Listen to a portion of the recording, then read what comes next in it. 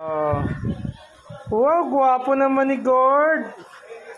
Oh, gwapo rin niyan ah. Gord! Uy!